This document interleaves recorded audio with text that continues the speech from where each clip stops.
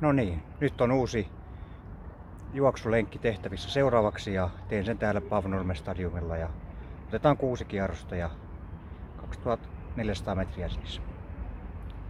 Ja 2 minuuttia per kierros. Vai mitäs sitä pitäisi tulla?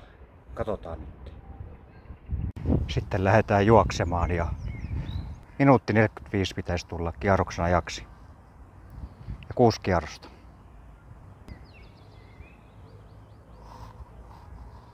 Sitten menoksi.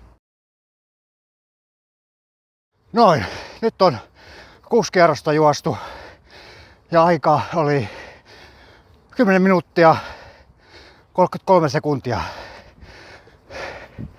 Eli aika hyvin pysyin tavoitteessa. 3 sekuntia jäi tavoitteesta. Ja kierrosajat näkyy tässä. Siitä voitte katsella. 10.45 oli kierrosaika useimmissa kierroksissa. Ja ensimmäisen kierroksen juoksin melko kova.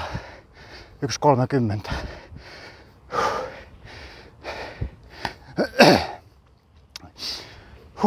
Tämä oli tämä ensimmäinen Paavonurmen juoksu tänä vuonna. Mutta hyvin meni. Ja sää on tällainen. Sateinen. Tai pilvinen ja hiukansateinen. Sitten vaan kävellään tämä kierros loppuun ja sitten pieni istahtaminen ja vesi hörppyy ja se on siinä.